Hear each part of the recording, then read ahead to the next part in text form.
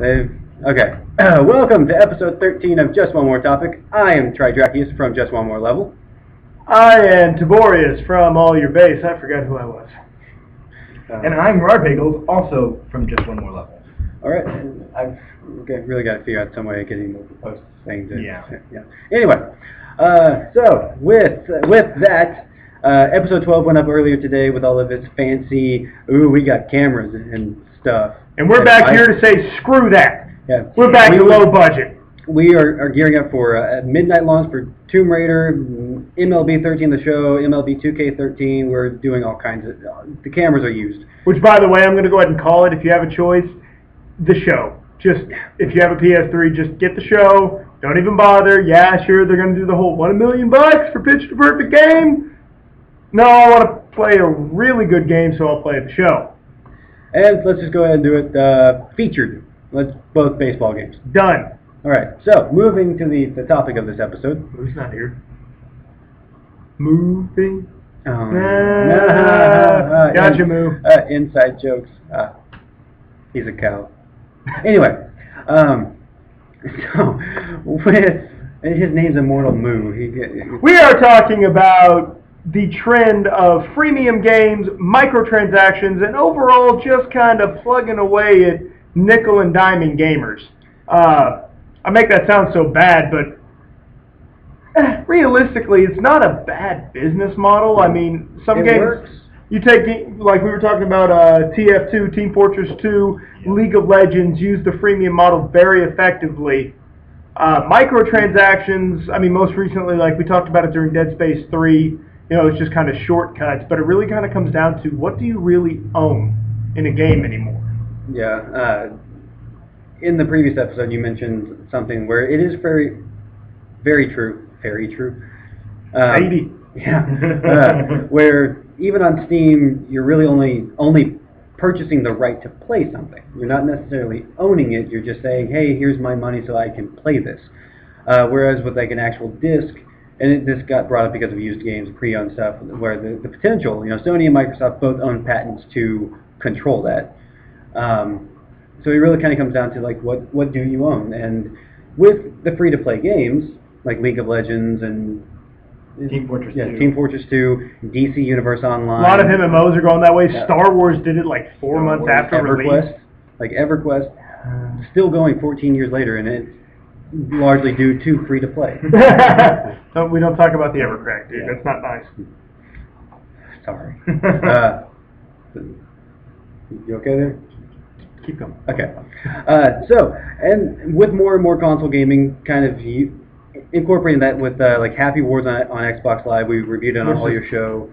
Apparently it's fun. Yeah, it is fun, and that is a very good freemium model simply because you cannot purchase anything that you cannot also grind for. So when games abuse that becomes an issue. For instance, it's not freemium, but on the microtransaction side of things, what was it? Was it Black Ops 2 or Modern Warfare 3?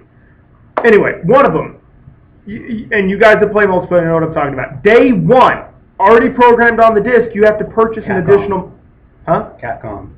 Yeah, they've done that too, but I mean, day one DLC, and I get it to some degree, like, in the shipping period, there's 6 to 8 weeks they have for a game to ship. And yeah, you can create some additional stuff, but I'm talking pre-planned, going with the game, it's already in there. Dragon Age did it.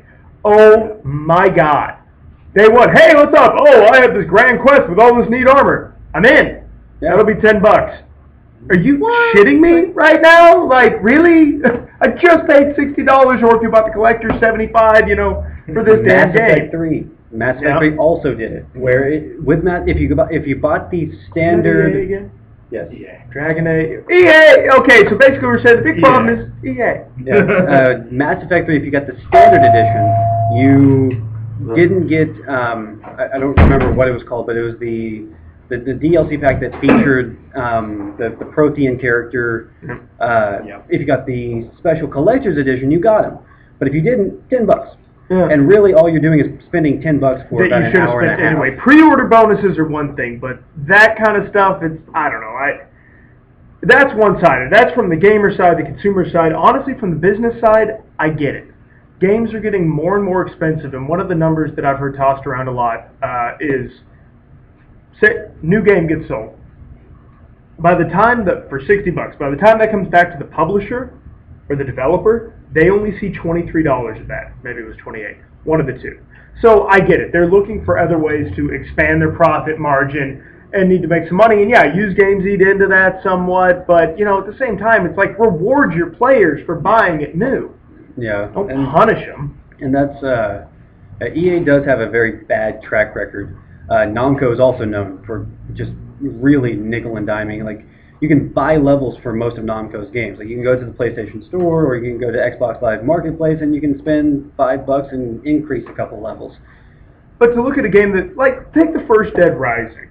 I mean, almost immediately. In this one, it wasn't too bad. You could spend $1 or $2 for like different outfits for Frank, and it's like that was kind of, you know, that was okay. Like, I get that. I don't know. There, a lot of it, yeah, depends on the game and the company's rep. You know, kind of looking at it, I really don't think companies want to have the standard version of a game going above $60. So they're trying to find other ways to generate money so that they're not having to be like, oh, you have to spend $75 to get this game. But the only thing I'd say about that is on the whole freemium thing is with, like we mentioned, League of Legends. League of Legends has made on a ton of people, I'm sure, way over, and I know for a fact I have friends that have spent hundreds of dollars on the game. I mean, well, the thing is that you get in the game and it's free, and you can unlock every single character by working for it. Yep. The only way to get the visual ones is to purchase Riot points, which is their in-game currency, which you buy with real money. Now, a lot of people want to do that because they have favorite characters and they want them to look cooler or whatever. Definitely not Blitzcrank. I love that skin. I have that. Yeah. I have that. Anyways, but I know people who have spent on the better side of close to $1,000 on the game. Whether that's because they have the money lying around or they just spend money monthly or what have you, but they always spend money on the game. But the bottom line with the freemium title, and League of Legends does it really well, Happy Wars does it slightly less well but still really well, is there's nothing you spend your money on that directly affects the game that you can't earn anyway. In League of Legends, yeah, you can buy boosts, but you can't buy runes, which are a vital part of that game. If you play it, you know what I'm talking about. You can buy skins. That has no impact on the game other than how you look. Everything else can either be bought with money or earned through grinding. However, I had heard a rumor that looking cooler increases your efficiency by about 15%. It certainly makes you a better troll. Yes. But that game is kind of a breeding ground for elite trolls anyway, so you really get whatever edge you can. Well, and kind of looking at it, would you consider League of Legends as being one of those exceptions to the rule, where like 1 in 15 games have the success that League of Legends has in the free-to-play model? It is harder, but it's also a good way to draw people to your game. Yeah. Like, I mean, because in this world of high market advertising and everything else, coming out with a free-to-play game is a sure way to get at least some revenue coming in. And like, I know I've gotten a lot of people playing League of Legends just because I go to them and I say, hey, I play this game and it's fun and I like it a lot. It takes some learning, but it's free. Do you want a horrible addiction that will make you hate life? Yeah. Here's League of Legends. Well, I mean, enjoy it. You have to go home and download it, and it'll sit on your computer for a couple months, and then you'll play it, and you're still not spending any money. You can already play the game at any time, but you're not spending any money. It is a veritable business model, and I'm not on board. Like, I'm not fully against it going to consoles. I mean, it's everywhere. Why not? I mean, for you developers out there, if that's the way you know you can make some money to get people enticed by playing it free to play, go for it. Chances are most of us will spend money on it if you've made a good product.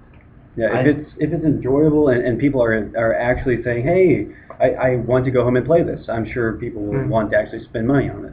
I think it's an incredible way for especially like independent big indie studios to really get a game out there, get a lot of people playing it. Just because if a few people like your game, they tell their friends and it's free, they're going to have no problem picking it up. There's no issue. Like I heard about Happy Wars, and I just played a little bit of Happy Wars. I didn't play a ton of Happy Wars, but I played a good amount, and it got me aware of the game, and it got me playing the game. And that's what's important, get people playing your game, get people aware of your game, and And is out there. again, people, we reiterate this point, or it feels like I do just damn near every episode, but it's true. You have the power. You really do. If you like a game, go give money to those freaking developers and publishers that make it. Show your love. Get your friends to do it. Word of mouth is still one of the most powerful forces we have. Yeah, I mean, you look at it.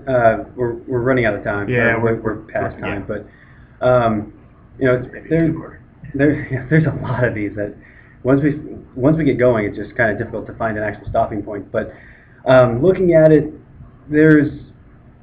as the industry grows, free to play to the $60 price range are going to be where we move forward, unless we want developers and publishers to be like, hey, we got to charge $80, $90 for a game. But you know, there are those exceptions. Free to play is kind of where gaming is at right now. Microtransactions offset it as well. Yeah. Battle codes suck. Never forget that. It's expensive to develop these games. I'm sure League, with how many people are playing online, there's got to be some kind of maintenance that goes on to keep those servers running. So, with that, this has been episode 13 of Just One More Topic. I am Tridrachius. Taborius. RawrBagels. Oh, we're idiots. Have a good night. Yeah. Day, thing. There.